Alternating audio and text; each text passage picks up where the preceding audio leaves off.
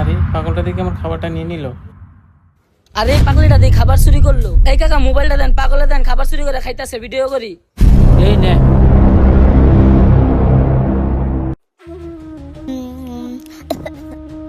এই যে মামুনি, পানি নাও। স্যার দেখেন, লোকটার খাবারটা পাগলটা চুরি করে খাইলো, অথচ লোকটা কিছুই বললো না। হ্যাঁ শামিম, তুমি ঠিকই বলছো।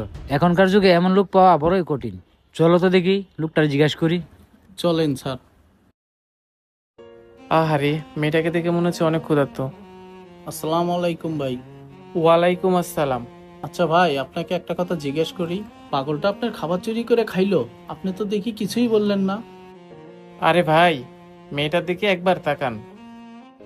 Nom nom nom nom nom nom nom nom. ভাই, মেয়েটাকে দেখে কি বুঝলেন? পাগলকে দেখে আর কি বোঝার আছে, পাগল তো পাগলই। আরে ভাই, আপনি শুধু আপনার নজরে এই মেয়েটাকে পাগল হিসেবেই দেখলেন, কিন্তু ও যে কতটা অসহায় সেটা একবারও দেখলেন না। মানে কি বলতে চাচ্ছেন আপনি?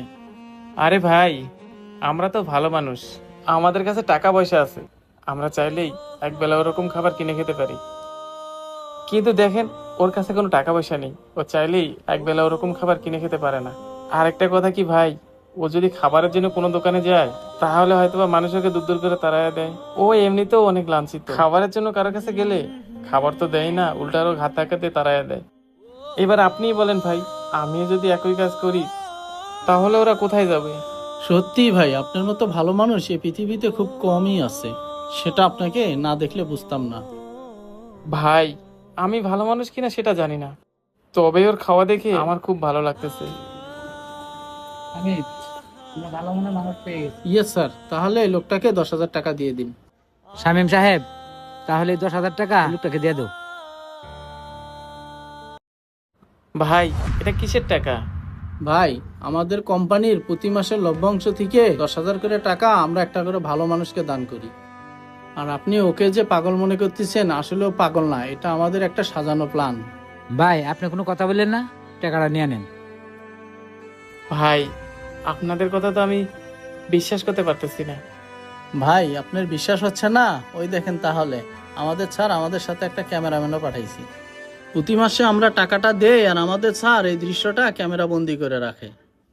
ভাই, আপনি আর কথা বললেন না তো, টাকাটা নেন। ভাই, আপনাদেরকে যে কি বলে ধন্যবাদ দিব। এই টাকাটা শুধু আমার কাছে টাকা না ভাই, এই টাকাটা আমার কাছে আমার বাবার জীবন। ভাই তাহলে থাকেন, আমরা এখন আসি।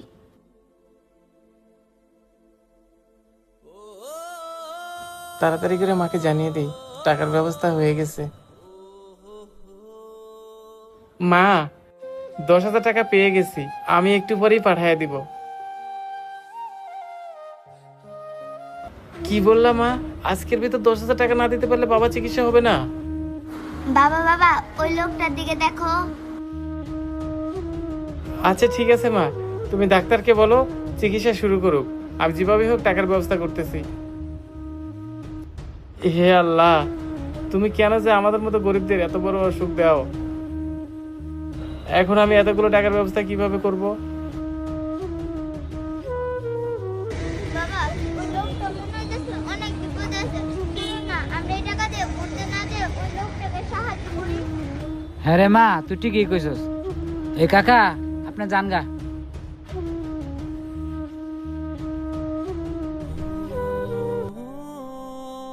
আমাদের ভিডিওটা আপনাদের কাছে কেমন লাগলো কমেন্ট করে জানিয়ে দিবেন, আর বেশি বেশি করে শেয়ার করে দিবেন। ধন্যবাদ।